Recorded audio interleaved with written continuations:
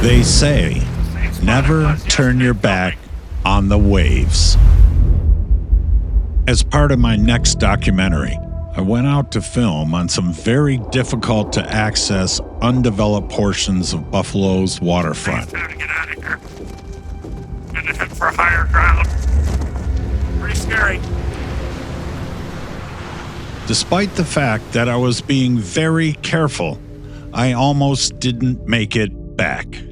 Let me go over here. There we go. I had gone out to film the day before in what I thought was bad weather to test out a couple of new small cameras. But that was just the beginning of my adventure. An adventure I almost didn't return from. This is Lake Erie, the shallowest of the Great Lakes, and it's really a big puddle, left over from the massive glaciers that melted after the last ice age.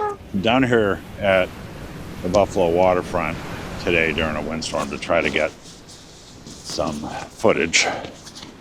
And I don't know how well this is going to work. So I got to charge up my little Osmo and NANO. I knew that the water levels would be rising because of a thing called a seiche.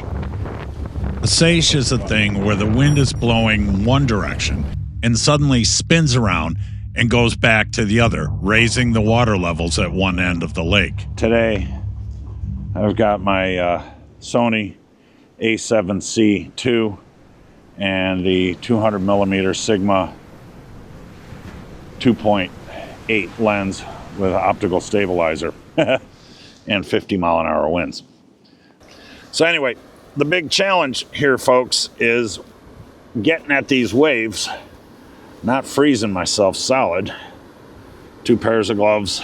I need thin gloves because if I use the big stuffy ones, I can't feel the keypads. So I haven't actually stepped out in the wind. This is the wind and the waves are huge. So my main thing is to try to click this on to this and lock it. All right. I do have a shiesty, which I may need to use. I'll just try it. Okay, here we go, kids. I guess I might as well carry it like this. Hopefully my camera don't fall off. All right, there we are.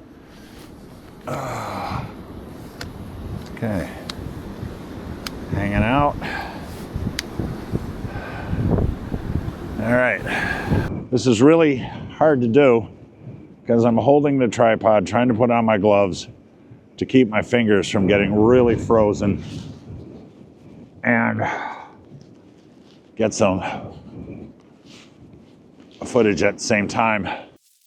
You know, it's one thing to hike somewhere, but it's quite another when you have to do so carrying 3 cameras and tripods. And after a bit, I managed to find an abandoned structure to put one of my tripods up behind to block from the wind. Peek around this corner and get some additional shots. And I don't know how well this is going to work. And this is one of the first shots I got.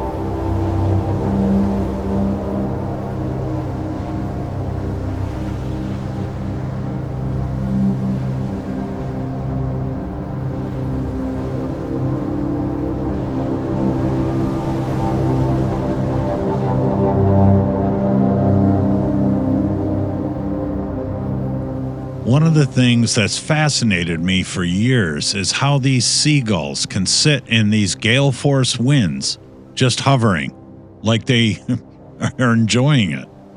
I don't know what they're doing. Are they waiting for food for fish to fly out of the water?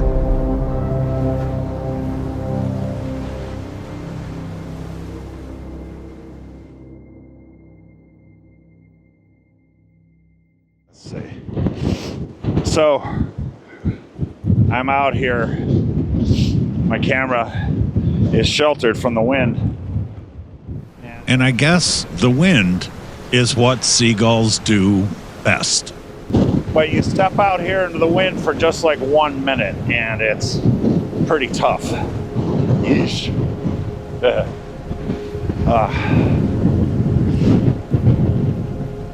And I had stumbled all the way out on this breakwall with unsteady rocks, broken and scattered, real ankle breakers to get these shots. But it was my numb fingers that made the job harder.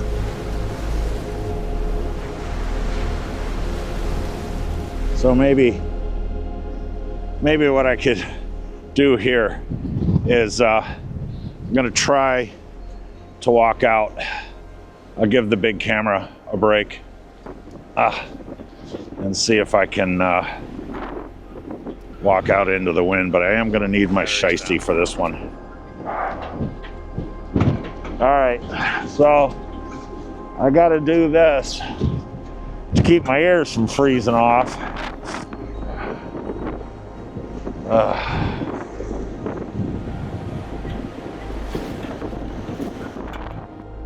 I had been out here 3 years ago in an even more intense storm, and that one really scared me. Get a little further out. But on this expedition, I thought I had it all figured out. I would be safe. Where the waves are breaking. I don't know how close I'm going to be able to get, but we're going to give it a whirl. So I started moving out to try to get a better vantage point for the camera, stumbling through this thick, overgrown brush where I couldn't see my feet. And, I don't know. It's really hard to see where your feet are. The further I go, the more difficult it's getting. I'm trying to get out there, but I don't think I'm going to be able to do this. The question is just how bad do you want it?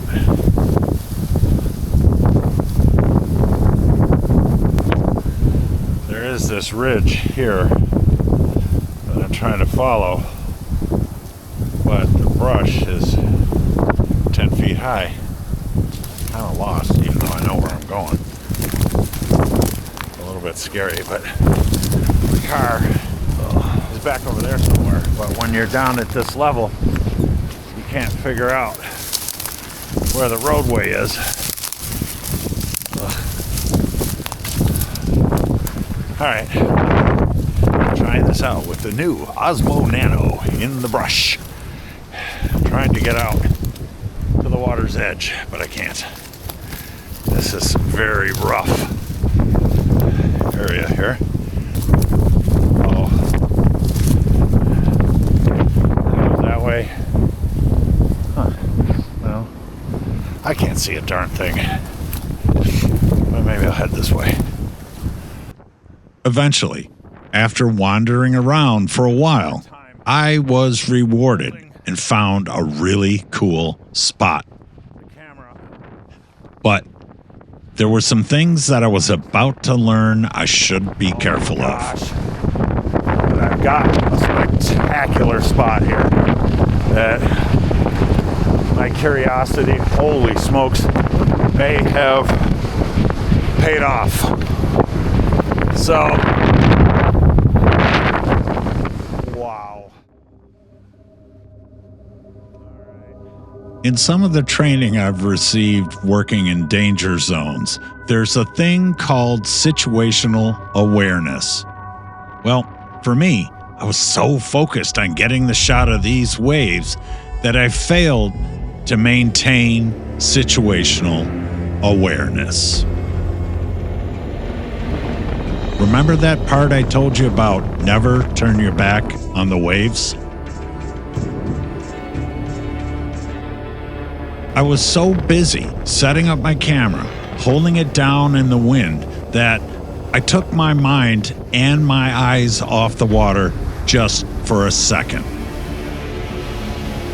And that's when it hit me. Within a second, I was up to my knees in ice-cold water, and I could feel it pulling me back out. But fortunately, I managed to stumble my way up the bank with my feet frozen and quickly going my numb. feet are completely soaked like I just stepped in the lake. All right. right, well, that's enough, man. I got soaked. These waves came in and they got me. My feet are totally numb. And I gotta go around because this big pile of sticks is too unstable. So that's my adventure for getting the waves down here today. Really is pretty spectacular. Down off over there. It's kind of hard to do it justice, you know? But There. I did get what I came there for, and a little extra. All right. I learned a I'm lesson. going this way. Heading back in, Batman. I don't know when these next waves are gonna come in and get me. Oh, what a ouchie. Oh, yeah. Oh. But to be honest,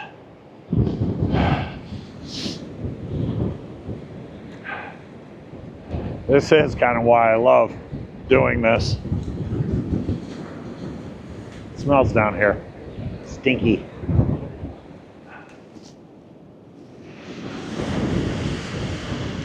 All right. Heading back. The next day, I headed back down to that spot to see if the waves were any bigger.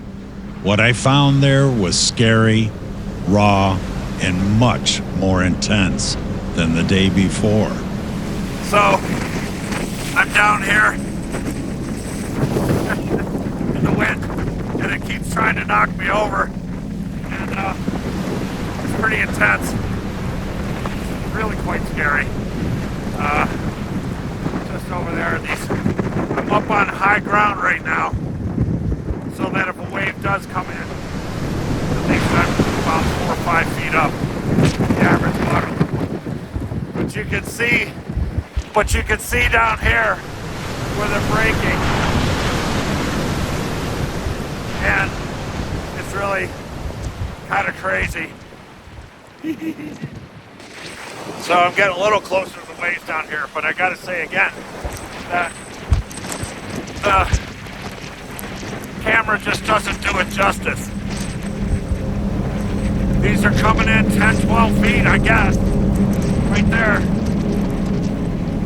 And they're just breaking. Holy smokes. So, I'm not sure. Wow, there's even bigger set coming in now, so I'm gonna try to brace to get something solid and see if I can film it.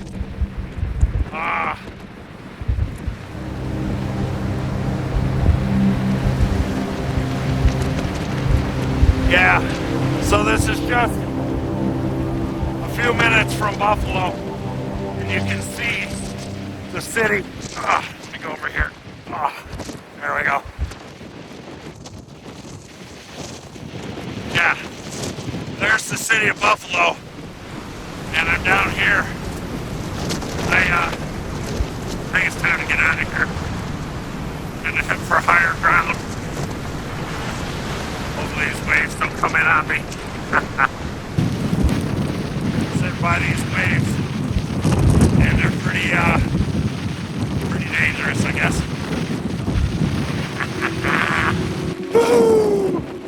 I'm gonna die. Bye. Pretty scary. Nobody knows you've got somewhere to be. I'm on the deep end, driving, losing hold of the wheel. There's a reality about living in Buffalo that most people don't want to talk about. It's the weather.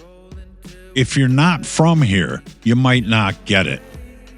It's one thing to have cold, but then there's Buffalo cold. Thanks for watching.